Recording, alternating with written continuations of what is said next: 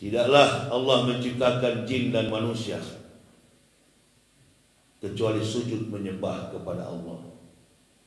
Perintah yang paling utama yang menjadi prioritas dalam kehidupan makhluk manusia. Alastu bi rabbikum, qalu bala syahid.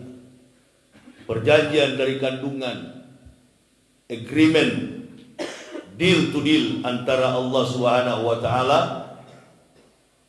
Rabbul Alamin dengan makhluk manusia ketika ada di dalam rahim ibunya.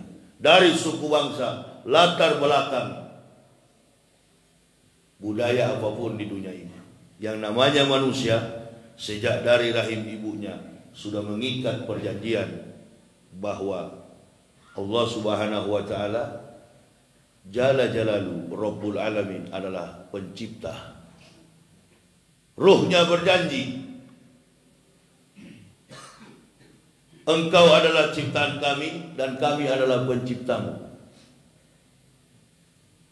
Maka wajib bagimu untuk menyembah kepada kami. Orang-orang yang menyembah itu disebut mukmin. Makhluk yang tidak mau menyembah itu disebut kafir. Jadi ada perbedaan antara Muslim, mukmin dengan kafir. Di mana itu? Solat.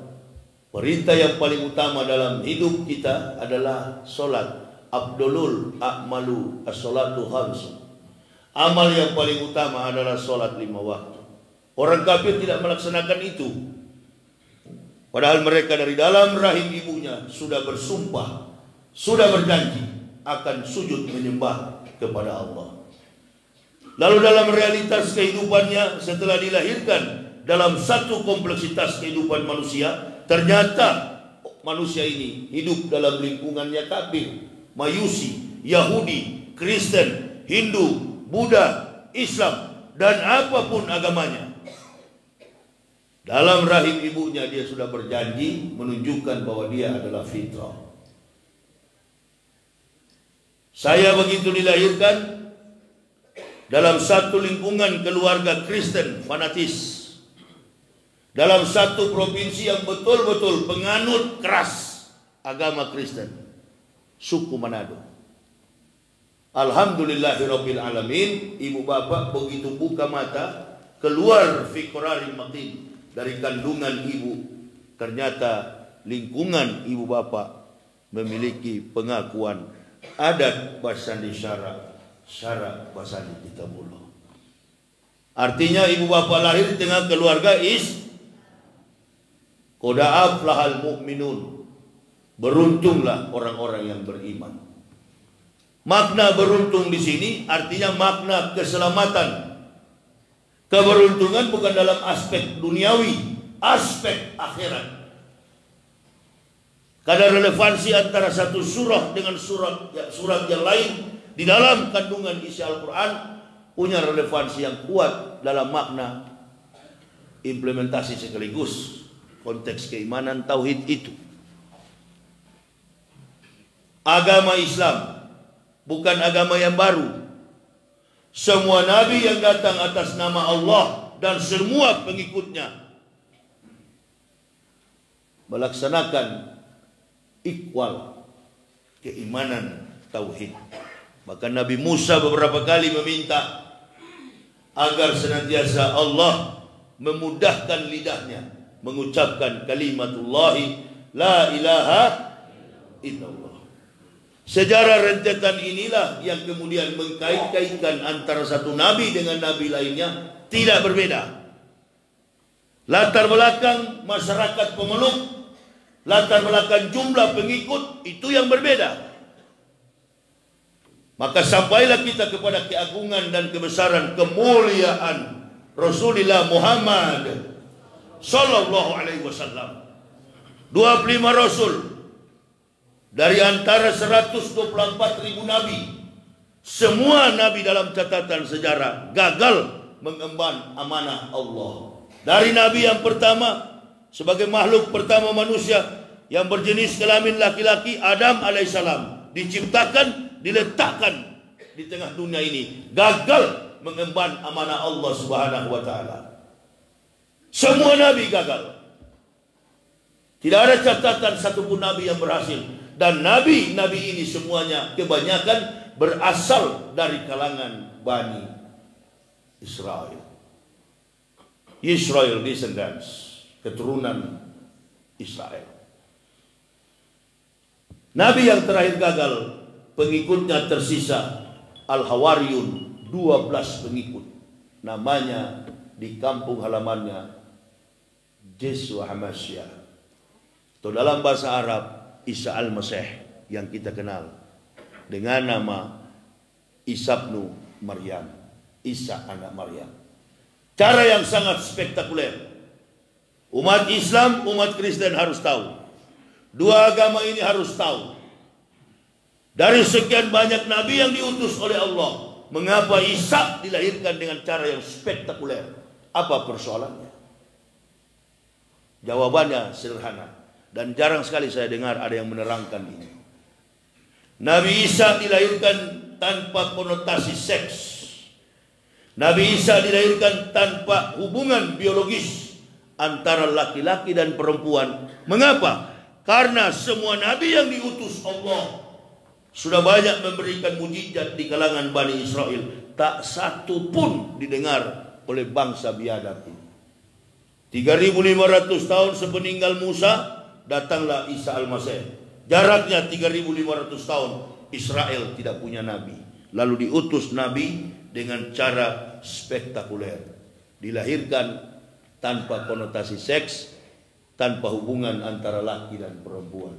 Di satu kampung kecil, di satu distrik Nazaret, Bait Lam, tempat pembuatan roti tidak beragi. Bait Lam itu rumah roti. Bait itu rumah, lam itu roti. Atau orang awam mengenalnya Bethlehem.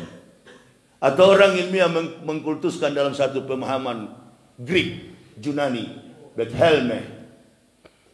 Kalau dalam bahasa Arabnya Bait Lam. Bahasa asli Yudaism, bahasa asli Ibrani disebut dengan Bait Lam, rumah roti. Karena di situ kawanan Yahudi berkecimpung dalam satu agama mereka, Yudaisme. Ibu bapak mesti tahu, Rasulullah Muhammad SAW jauh 600 tahun ke belakang belum datang. Tinggal seorang wanita pandai menjaga kehormatan dirinya. Bahkan dalam catatan Talmud, kitab Yahudi yang sampai hari ini dipakai oleh agama Yudaisme, karena 3 agama besar di dunia: Islam, Yudaisme, Islam, Kristen. Islam terakhir datang, Yudaisme, Nasrani, Kristen, Islam. Kemudian wanita ini pekerjaannya hanya menyulam kain. Dalam catatan Talmud, wanita ini tidak pernah tampak postur tubuhnya. Yang tampak adalah kedua kelopak matanya dan kuku-kuku tangan dan kakinya, menunjukkan bahwa Maryam adalah wanita soleha, mengenakan masker. Maryam sering mengenakan masker karena pada waktu itu diumumkan oleh pemerintah ada COVID. Nggak usah tegang jamaah, masih pagi ini. Berarti Maryam adalah wanita yang soleha, mengenakan cadar. Penggunaan cadar bukan baru. Penggunaan cadar itu sudah berlaku di zaman para nabi, istri dan anak-anak cucunya. Agama Yudaisme ini, ibu bapak perlu ketahui, agama yang paling kritis dalam aspek toharo. Sekali lagi, agama Yahudi sampai hari ini adalah agama yang paling kritis dalam aspek toharo. Apa itu toharo? Menjauhkan diri yang selalu bersuci, wara, menjauhkan diri dari yang haram, menjauhkan dari segala yang batil, dan kemudian yang dikedepankan dalam hidup adalah kesucian jasmania. Jadi kemanapun mereka tidak lepas dari wudu, bersuci. Bukan baru ini. Sebelum Muhammad datang, sebelum Islam ada, sama ajarannya. Bahkan jangankan di zaman Isa, di zaman Musa alaihissalam, ketika Allah memberikan Taurat di Bukit Tursina, Allah katakan kepada Musa, ini atau itu umat Muhammadin nur aini kaila yadurhum zulmatani. Wahai Musa, aku akan memberikan kepada umat Muhammadin, umat Muhammad, dua cahaya untuk menerangi mereka dari dua kegelapan. Kaila yadurhum zulmatani. Pakola Musa,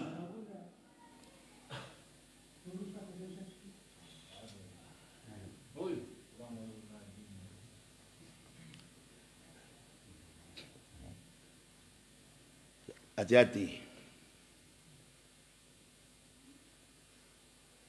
Pakola Musa, bertanya Musa.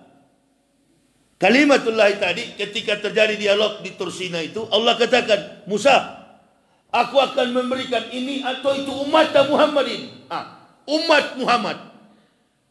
Saya mau tanya kepada ibu bapak, di zaman Nabi Musa ada enggak umat Muhammad?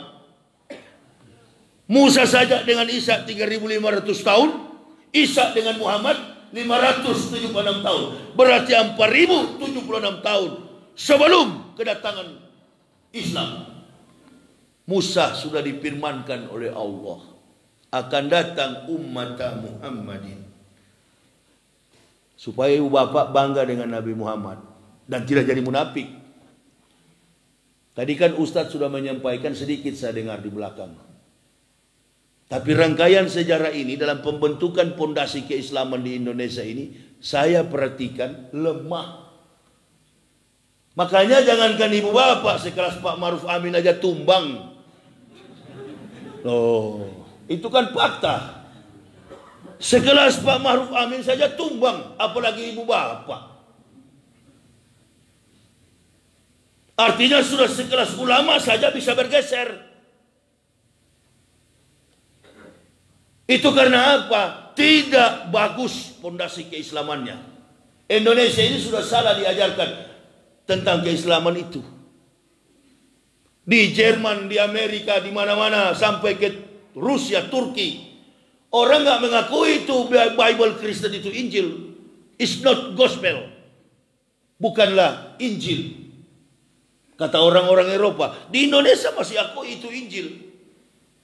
Buktikan sama saya kalau ada kitab Kristen bertuliskan Injil. Mana ada Injil? Tunggu, belum habis saya terangkan. Musa bertanya, Pakola Musa, manur aini ya Rabbi.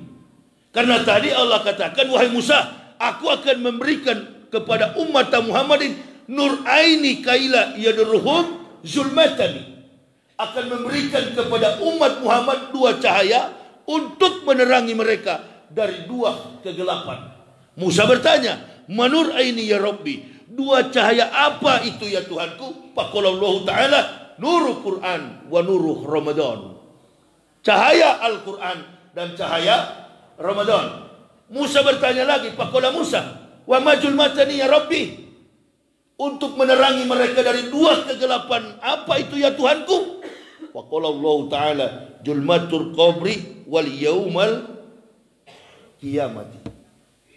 Untuk menerangi umat Muhammadin dari siksa kubur, kegelapan kubur, dan siksa hari kiamat. Di mana posisi orang Islam di neraka? Saya nggak pernah percaya kalau ada yang berbicara orang Islam masuk neraka itu, kecuali kepentingan perutnya si pendakwah. Menakut-nakuti orang Islam, bikin sinetron di televisi, kiai terbang dari satu pohon ke pohon lain. Sinetron pas orang sholat maghrib di Indonesia ini begitu kan. Sutradaranya Ram Punjabi, agama tidak jelas. Dinakut-nakuti, seolah-olah siksa kubur itu orang Islam yang ditimpa. Di mana orang Islam masuk neraka? Berhenti yang begitu. Kalau antum mau ceramah yang masuk neraka itu Kristen, Hindu, Buddha, Katolik, to the point. Jangan cuma bilang kafir, orang kafir nggak ngerti kafir yang mana. Di sisi yang lain kafir mendengar, insya Allah dia sabar, dia masuk Islam. Dia sadar diri dengan kesabaran dan keikhlasannya dia masuk Islam karena takut dengan ancaman neraka. Orang Islam nggak usah diancam, insya Allah semuanya masuk surga. Amin ya rabbal. Orang kafir nggak percaya kalau pakai kata insya Allah. Termasuk saya juga dulu. Orang Islam itu belum tentu selamat karena surganya insya Allah. Nah, dijelaskan kenapa kita pakai insya Allah. Kenapa kita pakai insya Allah? Karena orang Islam diselamatkan oleh rahmat Allah. Iman dan amal soleh. Itu orang Islam diselamatkan. Mana ayatnya? Dukung dengan ayat. Mana ayatnya? Qad aflahal man tazakka wa zakara rasma rabbih fasalla bal tusirunal hayatad dunya wal akhiratu khairu wa abqa. Dalam Quran surah Al-Mu'minun tadi, qad aflahal mu'minun, beruntung orang beriman. Kenapa beruntung? Quran surah Al-A'la mendukung.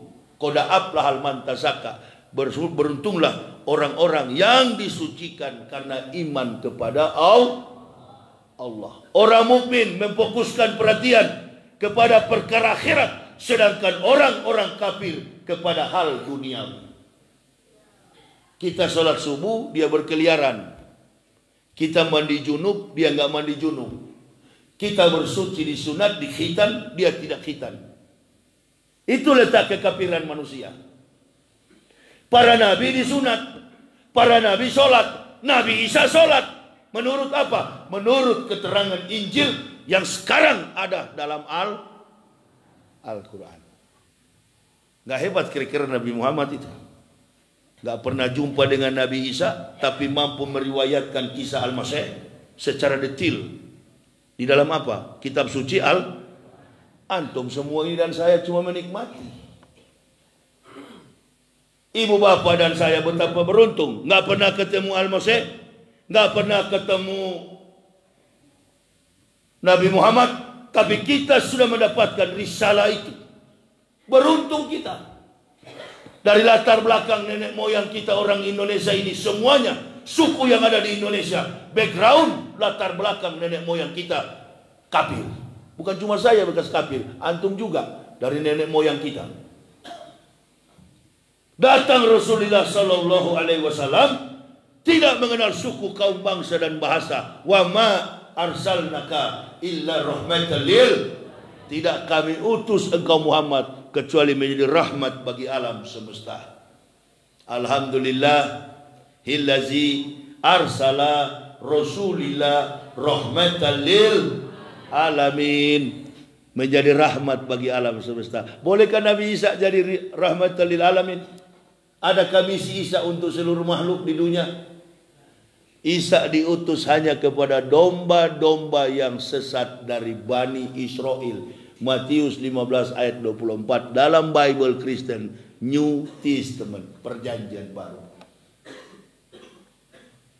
Isa menjawab, saya diutus hanya kepada domba-domba yang sesat dari Bani Israel. Orang Indonesia ada hubungan nggak dengan genetika? Secara genetika, hubungan keturunan nasab dengan Israel, ada nggak? Orang Indonesia berhubungan nggak dengan Israel? Ada nggak? Ada nggak orang Indonesia berhubungan? Suku di Indonesia berhubungan dengan orang Yahudi, orang Israel? Ada nggak? Secara genetika.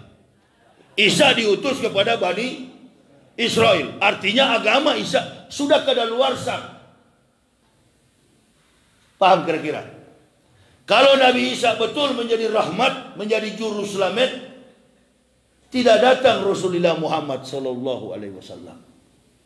Tapi yang membentangkan jalan, yang menyiapkan sajadah untuk dilangkahi oleh Al-Masih, justru ada dalam kitab suci Al-Quran. Siapa dia? Nabi kita Muhammad Sallallahu Alaihi Wasallam. Musa sudah difirmankan Allah tentang kita, umat Muhammad. Sedangkan Isa langsung to the point kepada nabinya, Rasulullah Muhammad Sallallahu Alaihi Wasallam. Wa idzqala Isa ibnu Maryam, ya Bani Israila, ini Rasulullah ilaikum musri kalimah baina yadaya minat taurati wa wasisram bi rasulil ya'ti min badismuhu Ahmad. Akan datang seorang Rasul yang bernama Ahmad, Nabi kita Muhammad Sallallahu Alaihi Wasallam. Mengerti tentang Isa dulu antum, baru paham tentang Muhammad. Anda tidak mengerti tentang Nabi Isa, di luar sana bukan sedikit saudara kita dimurtadkan karena kebodohan, tidak berpengetahuan tentang Nabi Isa. Nabi Isa sendiri berkata, Inna Allaha Rabbi wa Rabbukum. Sesungguhnya Tuhanku adalah Tuhanmu juga, kata Al-Masih. Isa bin Maryam Rohul Lillahi wa Kalimatullah. Isa anak Maryam ditiupkan dari ruh dan dialah Kalimatullah. Kenapa disebut Kalimatullah? Dalam bahasa Kristen teologis disebut Logos, firman yang menjadi manusia. Di dalam Islam Kalamullah. Kenapa disebut Kalamullah?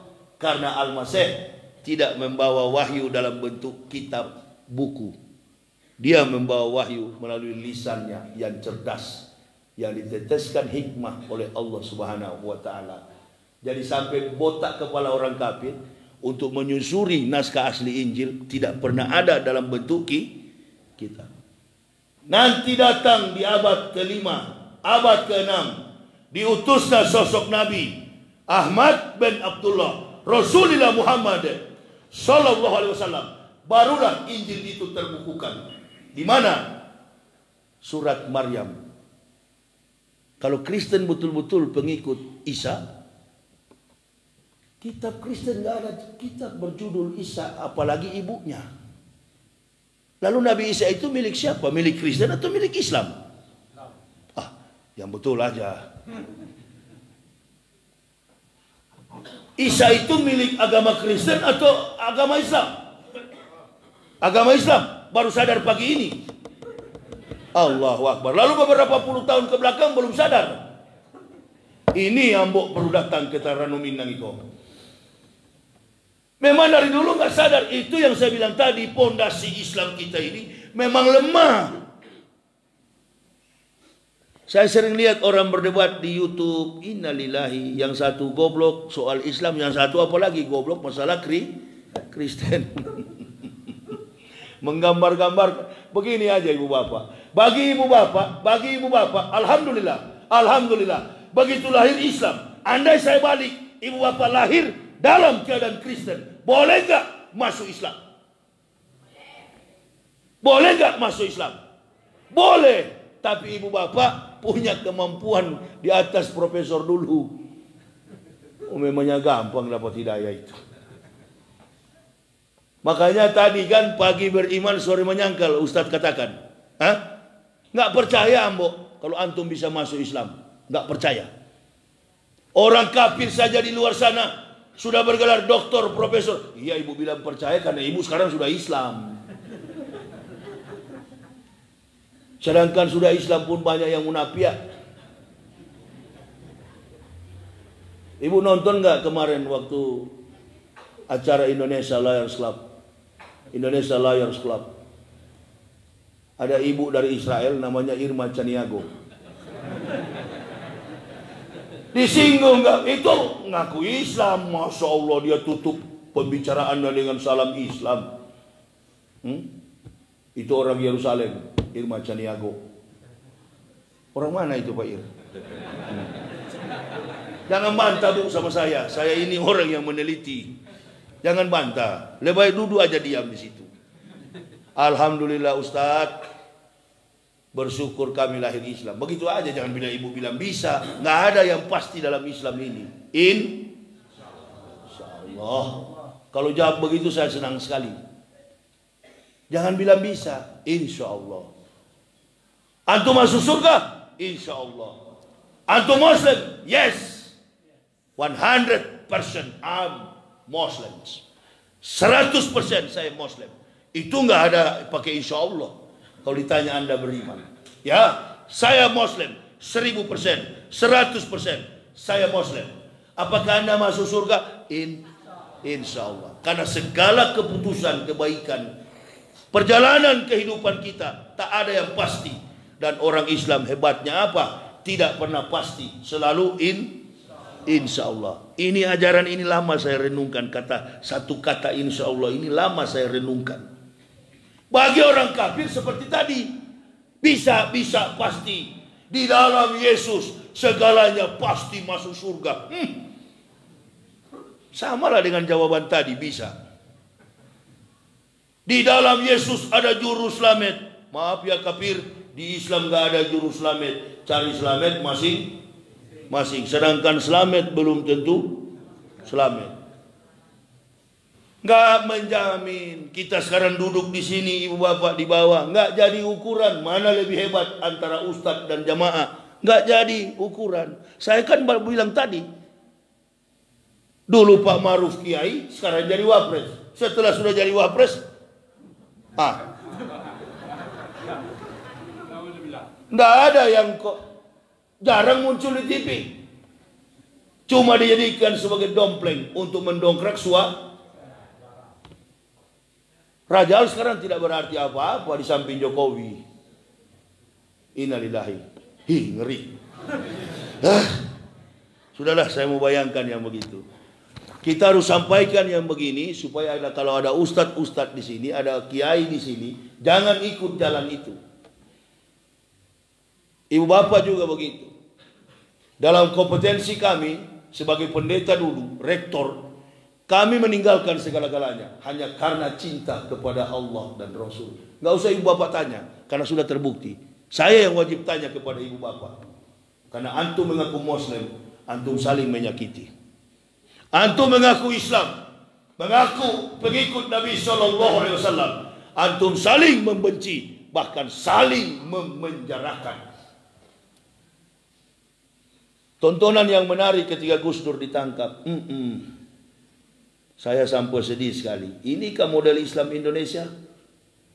Gus Dur ditangkap di Pulau Jawa, dibawa ke Mabes Polri, masuk dalam satu bilik, musolah atau apalah namanya, atau langgar, atau masjid. Saya pernah beberapa kali ceramah di Mabes Polri, Masjid Al-Ikhlas.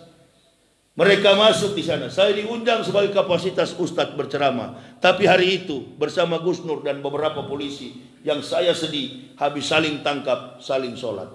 Innalillahi. Yang bertepuk tangan siapa itu? Yang bertepuk tangan siapa? Iblis dan kafir. Jadi sholat sudah dapat dipastikan tidak khusyuk. Padahal keberuntungan orang beriman itu pada waktu sholat qad aflahal mu'minun alladzina hum fi sholatihim khashi'un walladzina hum 'anil laghwi muridun walladzina hum fi zakatihim fa'ilun walladzina hum li furujihim hafizun. Terlindung antara aspek jasmania, ruhania. Kenapa? Khusyuk. Kalau begini nggak khusyuk. Ini kalau Gus Nur lari jebol lepas tawanan kita, pasti ada di pikiran begitu. Padahal sholat yang khusyuk itu ketika kita membaca takbir, membaca niat kita, kemudian kita membaca doa iftitah. Qul inna sholati wa nusuki wa mahyaya wa mamati lillahi rabbil alamin. Sudah tidak hidup lagi kalau sudah takbir Allahu Akbar. Bukan berpikir hidup, tapi pikirnya akan mati. Tapi waktu itu nggak khusyuk pasti. Saling curiga. Imamnya di depan, kafir dan iblis lihat-lihat. Nah, berhasil kita. Tangkaplah narapidana, masih banyak di luar sana. Pelaku-pelaku kejahatan. Itu Harun Masiku belum sampai hari ini belum ditangkap. Repot dengan kepulangan Habib Rizik. Innalillahi. Wah, jidatnya sampai mana ini mau gambarkan, bulat hitam begini. Iya. Orang itu juga, orang Libanon juga itu. Orang mana itu kira-kira? Nah, orang mana Pak? Orang mana itu? Hah? Orang mana itu? Oh, bukan Manado, bukan. Oh bukan. Memang min plusnya banyak di Sumatera Barat ini. Min plusnya banyak ini. Nah, itu. Sasaran setan bukan kepada kafir, Sasaran setan bukan di pintu gereja, bukan di kelenteng, bukan di vihara. Setan bersembunyi di balik jendela-jendela masjid. Untuk apa datang ke gereja? Memang sudah setan semua. Untuk apa datang ke vihara? Sudah kawan semua. Yang belum kawan ini nih harus jadikan kawan. Ya itu tadi Pak. Setiap tampil di ILC, Masya Allah, bulat sekali, hitam jidatnya. Kalau bicara, memang betul-betul penjilat itu wataknya, mukanya kayak betul kalau lihat ya. Penjilat itu. Ini orang-orang penjilat. Masih berani juga menyebut Al-Quran. Innalillahi. Masih lebih bagus saya punya saudara, walaupun dia kafir, liberal, Rocky Gerung, tapi otaknya Islam. Daripada ini ngaku Islam, menyebut ayat, otaknya kafir. Itu. Ini lebih bahaya hukumannya ketimbang orang kafir. Nerakanya orang munafik lebih dalam daripada orang kafir. Disuruh oleh Allah untuk diperangi yang begini. Jangan nggak diperangi. Saya lihat kalau dari pihak oposisi seperti debat yang ada di televisi mempersoalkan Habib Rizik akan pulang. Satu mengucapkan, si munafik mengucapkan salam, dia balas. Kalau saya jangan balas. Sudah munafik. Kalau sudah munafik, jangankan sholat, mati pun di dalam Al-Quran tak boleh dikuburkan.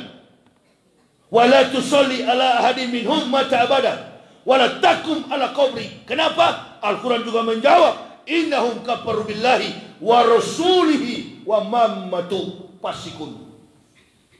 Atau wala 84. Wala tusalli, jangan engkau Muhammad, wala tusalli ala ahadim minhum mata abada. Jangan engkau mensolatkan Muhammad, salah seorang yang mati dari kalangan orang munafik, mata abada, untuk selama-lamanya.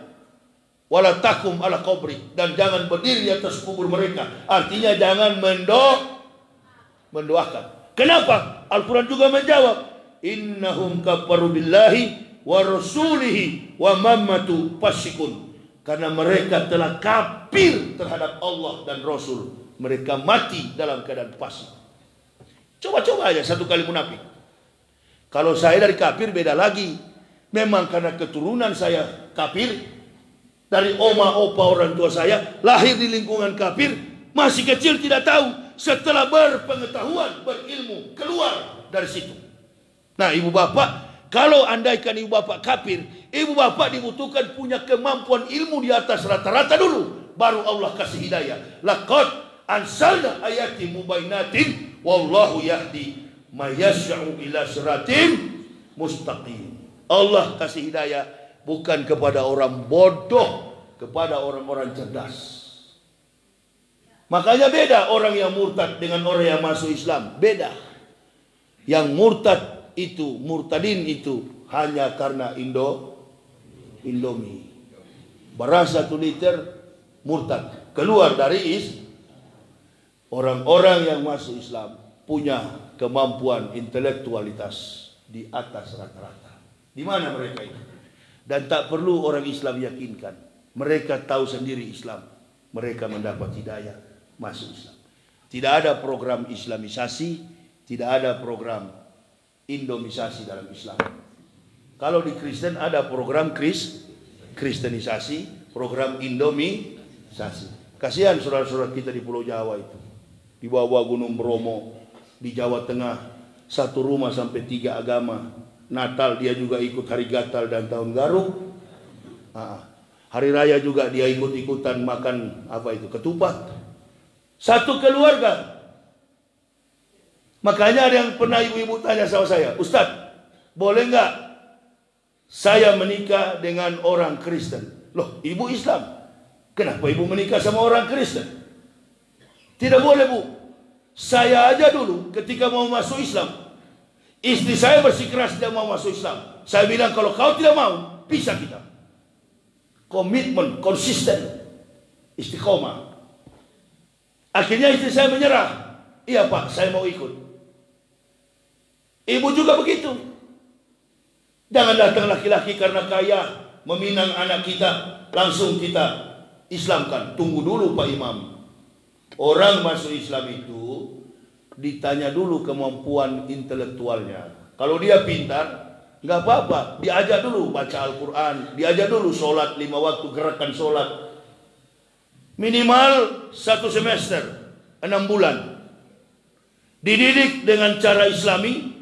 Setelah itu disyahadatkan, barulah dinikahkan. Jangan langsung dinikahkan. Tidak sedikit umat Islam korban. Karena apa? Langsung menikahkan. Ada Pak Sumatera Barat ini di pinggir pantai sana, bupatinya. Apa di pinggir pantai? Kabupaten. Bukan Pariaman saya tahu.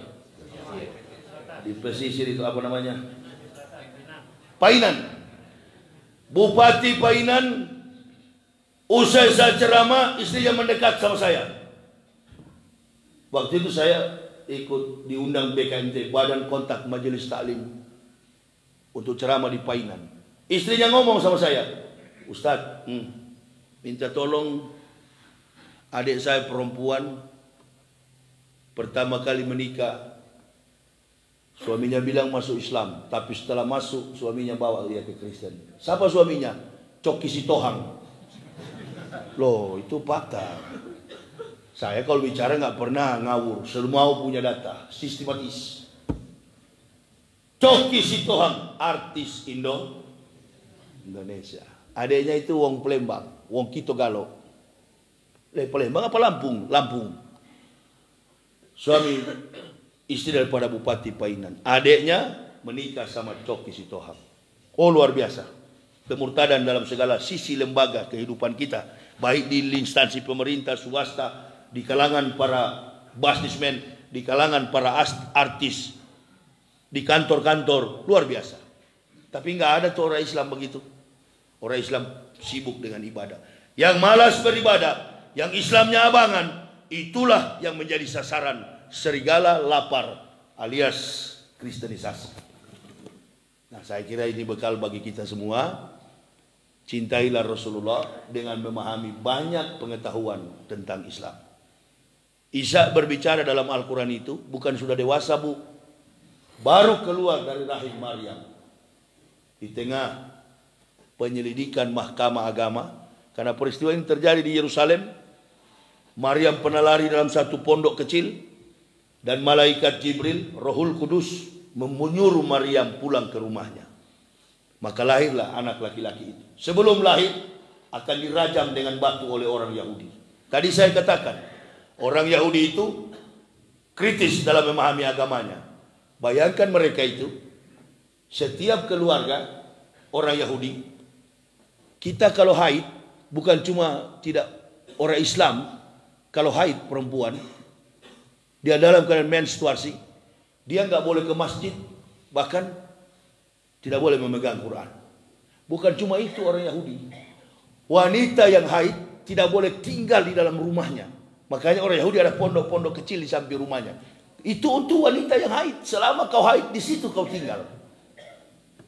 Karena dianggap uap daripada wanita yang haid itu najis.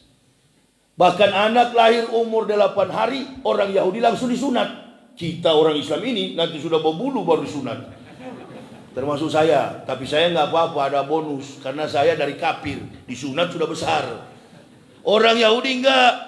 Anak laki-laki lahir umur 8 hari langsung dikibas, disunat, dikitan. Makanya dalam Bible Kristen Lukas 2:21 dijelaskan. Pada hari yang ke-8 anak itu dilahirkan, disunat, diberi nama Isa Al-Masih. Dulu dalam kitab, mereka robah sekarang, diberi nama Yesus Kristus. Jadi Isa Al-Masih itu disunat umur 8 hari. Bukan 8 tahun, umur 8 hari. Anak laki-laki dikangkang kaki kirinya. Saya pernah sering nonton karena saya lama di sana. Saya lihat mereka sunat umur 8 hari. Inilah Yahudi tunggu-tunggu. Jadi ketika Maryam bersalin, Habib Rizik pernah dilapor mahasiswa Kristen di Indonesia. Karena Habib Rizik bertanya, kalau Maryam melahirkan Al-Masih, siapa bidannya? Orang Kristen marah. Sebenarnya jangan marah. Jawab, bidannya pada waktu itu bernama Safira, suaminya Ananias. Hakim yang menangkap Maryam, mengadili Maryam untuk bertanya, siapa yang menghamilimu? Adalah Kayafas. Raja di Yudea pada waktu itu adalah Herodes, wali kota Mr. Pontius Pilatus dari Romawi. Nah, ini kalau Kristen berpengetahuan luas. Ditanya malah marah karena buta.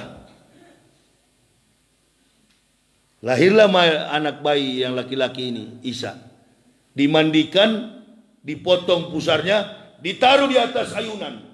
Begitu Yahudi datang, kaget Yahudi. Apa yang mengagetkan Yahudi? Anak baru dilahirkan beberapa menit sudah bisa berbicara dalam buayan. Mana bukti perkataan itu? Quran surah Maryam ayat 30 sampai 31. Isa berkata, qala inni Abdullahi atani al-kitab wa ja'alani nabiyya wa ja'alani mubarakan aina wa kuntu awsani bisolati wa zakati madumtu haya. Maka lillahi ayat Isa mi waladin subhana Isa qad amran fa'ina ma yakul lahu kun fayakun. Isa berkata, saya hamba Allah, atani alkitab, Allah memberi aku kitab, wa ja'alani nabiyya, dan mengutus aku sebagai nabi, wa ja'alani mubarakan aina ma kuntu awsani bisolati wa zakati madumtu haya.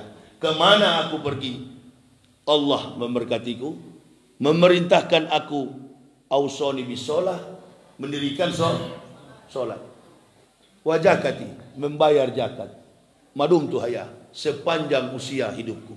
Nah, kalau orang sudah sholat dan bayar zakat, Kristen atau Islam? Kristen atau Islam? Islam. Kafir atau mukmin? Nah, kenapa antum selama ini kalau bilang Isa selalu gereja Kristen kafir itu? Kenapa? Ini diterangkan oleh para ustadz, para kiai, supaya umat ini jangan disesatkan. Isa itu sholat, dia Islam. Pada waktu itu Yahudi mendengar, tidak jadi Yahudi merajam ibunya. Karena hukum rajam di Israel masih berlaku sampai hari ini. Ketemu anjing rajam, ketemu orang kusta rajam, ketemu wanita hamil, wanita berzina, rajam sampai mati dengan batu. Karena Maryam lahir tanpa suami, melahirkan, menyusui tanpa ayah. Yahudi ingin mencari Maryam dan mengeksekusi mati dengan merajam dengan batu. Datang satu kelompok namanya Majusi, ahli perbintangan. Kalau di Kristen disebut orang-orang Majus. Jangan Yahudi, karena di atas rumah Maryam ini siang malam selama 9 bulan ada bintang. Jangan dirajam. Siapa tahu anak yang akan dilahirkan ini membawa berkah bagi Bani Israel. Ternyata tidak, bukan bagi Bani Israel. Dia lahir untuk menyatakan akan datang Nabi kita Muhammad. Sistematis. Habis mendengar itu Yahudi pulang. Waduh, ternyata ini anak memang Nabi. Karena apa? Yang diucapkan tadi dalam surat Maryam ada dalam Talmud Yahudi. Makanya Yahudi nggak berani rajam. Wah, jangan, bahaya ini anak. Ini Nabi yang diutus oleh Allah. Ahli-ahli kitab pada waktu itu sudah nggak ada. Bahkan yang tersisa 1 abad setelah itu adalah pemuda-pemuda yang lari dalam gua. Itulah terbit kitab Ashabul Kahfi. Itu pengikut Al-Masih semua. Ada 12 mereka, 8 dieksekusi mati di Yerusalem, kepala di bawah, kaki di atas dengan cara disalib, sedangkan 4-nya lari ke dalam gua, bersembunyi 309 tahun. Terbitlah kitab namanya Ashabul Kahfi. 4 pemuda bersama seekor anjing ditidurkan oleh Allah selama 309 tahun. Makanya banyak pemuda-pemuda di Sumatera Barat ini yang suka tidur dengan anjing. Apalagi hari Minggu di Sawalunto itu, Masya Allah, naik motor 5 ekor di depan, 3 di belakang, kopiah miring. Itu nggak apa-apa, lanjutkan, udah bagus itu. Karena dari dasarnya sudah ada di Ashabul Kahfi. Bagus. Kenapa Bu Ambo sampaikan ini? Nanti jadi dalil lagi. Nah, nggak apa-apa. Daripada antum munafik kepada Islam. Nah, tidak apa-apa, pelihara aja itu.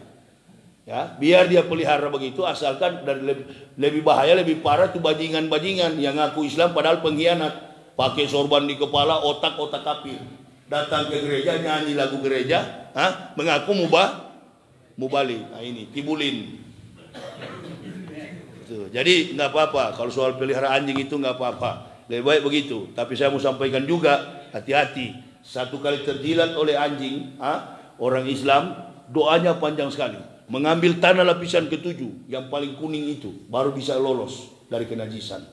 Nah ini, itu aja pesannya.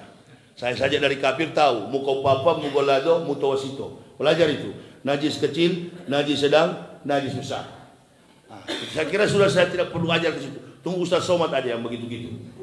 Ya, tunggu Ustaz Somad datang, baru Ustaz Somad yang ajar yang begitu. Saya hanya memperbaiki basic daripada pondasi tadi. Mulai pagi ini, berhentilah mengakui Isa itu Yesus, Injil itu kitab Kristen. Kalau ditanya apa kitab Kristen? Bible, Perjanjian Baru. Injil, Al-Quran. Taurat, Al-Quran. Jabur, Al-Quran. Semua kumpulan kita para nabi disempurnakan dalam Inilah kata Allah, kami sempurnakan Muhammad, Islam menjadi agamamu. Mohon maaf, yang bawa Islam bukan Nabi Muhammad. Yang bawa Islam, yang menyempurnakan Islam adalah Nabi Muhammad. Islam sudah ada sebelum datang Rasulullah Muhammad Sallallahu Alaihi Wasallam. Buktinya sholat sudah dilaksanakan Isa. Menurut siapa? Menurut Al-Quran. Nggak usah antum bantah sama saya. Oh enggak Ustaz, nggak ada itu. Waktu itu Nabi Muhammad di warung makan takana juo. Ketemu Nabi Isa, lalu Nabi Muhammad bilang, apa mat? Nanti kalau antum datang jadi Nabi, tolong sampaikan saya jadi Nabi. Ini logika sesat. Saya tidak pernah pakai referensi Kiai A, Kiai B, ulama A, ulama B. Saya ini orang yang bergerak dalam basic tauhid. Dasar saya Quran dan hadis. Ini yang bikin kita berkelahi kadang-kala. Oh, ulama bilang begini, kunut. Ulama sana bilang nggak kunut. Saya nggak ikut ulama karena saya percaya 4 mazhab Syafi'i, Hambali, Maliki, Hanafiyah, 4 mazhab ini semuanya benar. Yang tidak benar kita orang Islam di Indonesia itu yang suka berkelahi gara-gara mazhab. Ya, berhenti begitu, tidak bagus itu. Hanya memecah belah umat Islam. Masuk masjid bukan sholat, dia perlu lihat-lihat orang punya jenggot berapa panjang ini. Kalau tidak dia ukur orang punya kaki celana. Nah, ini berhenti yang begini-gini. Kau kalau sakit hati sama saya, keluar aja dari masjid, tidak usah dengar. Ada kemarin yang keluar itu, mungkin kepanasan dia, sakit hati. Tapi banyak yang tinggal, senang sama saya. Berarti masih suka yang baik-baik. Ya, yang tidak baik itu pasti keluar. Kenapa? Dalil satu. Yang tidak suka umat Islam bersatu, Nasoroh wa Yahudi. Nasrani dan Yahudi. Dia nggak suka umat Islam bersatu. Coba pelihara, tiap sholat subuh begini terus. Nah coba, itu yang ditakuti Yahudi dan Nasoro. Jangan sampai umat Islam sholat melampaui sholat Jumat. Sholat subuh mereka jangan sampai melampaui sholat Jumat. Coba kalau dipraktekkan ini. Artinya apa? Keberkahan Allah kepada umat Islam terjadi pada subuh hari. Ini kira-kira yang bisa saya sampaikan. Nanti Bapak untuk melihat tentang kebenaran Islam dan kebohongan Kristen sampai kitabnya yang palsu, ada di buku saya Kebenaran Islam Menurut Mantan Pendeta. Silakan bagi yang berminat untuk memilikinya, ada di mobil saya. Saya sudahkan ceramah saya pada pagi hari ini. Saya kemungkinan istirahat dulu. Sebenarnya pun tadi ini berat saya mau ke sini karena suara saya beberapa malam ini habis. Ini apa? Beginilah volume saya ceramah. Kondisi juga kurang fit. Jadi tidak ada interval waktu untuk saya beristirahat. Mungkin saya mau lihat kota Bukit Tinggi aja dulu. Naik kuda, naik bendi itu atau apa. Iya. Kemarin saya naik bendi dengan anak saya yang kecil laki-laki. Jadi jangan cuma terlalu dakwah terus, refreshing juga bila perlu. Jadi Pak Iwan tolong sampaikan di Masjid Raya itu, gantikan dulu saya. Saya belum siap untuk acara siang ini. Ya, sampaikan dulu ya. Biar saya istirahat aja dulu Pak. Kalau terlalu paksa nanti orang bisa tumbang. Ini yang suruh yang muda-muda begini Ustadz ini. Ya kita sudah nenek-nenek, sudah opo-opo begini sudahlah. Saya kira itu ya jamaah ya, Bu ya. Insya Allah kita ketemu di lain waktu. Maaf Bu, pagi-pagi ini saya belum bisa keras ceramah. Ya, ibu-ibu kan mau yang begitu. Kalau ditanya keras atau lembek, keras. Ceramah panjang atau pendek, panjang. Nah itu keras dan panjang itu. Jadi pagi ini mohon maaf Bu, ini belum bisa keras. Insya Allah di lain waktu kita jumpa lagi. Bulan Desember, insya Allah akhir November saya akan balik lagi ke Bukit Tinggi. Nanti bagi yang mau mendaftar masjidnya silakan ke Pak Irwan tadi. Beliau yang mengkondisikan kami. Kami tidak ada manajemen. Jadi jangan percaya di internet itu. Ustadz Yahya itu kalau diundang mahal bilang bayarnya sekian. Allahu Akbar ya Karim. Kami ini di mana orang tahu, kebetulan di wilayah Sumatera Barat ini ya beliau yang tahu nomor saya. Beliau yang menyatakan, yang mengaturkan supaya nggak bertabrakan ke jadwal. Insya Allah akhir November saya akan datang lagi. Setelah dari Jambi saya akan meluncur ke sini. Rengat, Pekanbaru, baru ke sini. Ini Ibu Bapak, saudara-saudaraku, mohon maaf apabila ada kekurangan kami. Terima kasih atas segala perhatiannya. Usikum wa nafsi bitaqwallah. La ilaha illa huwa 'alallahi falyatawakkalul mu'minun. Assalamualaikum warahmatullahi wabarakatuh.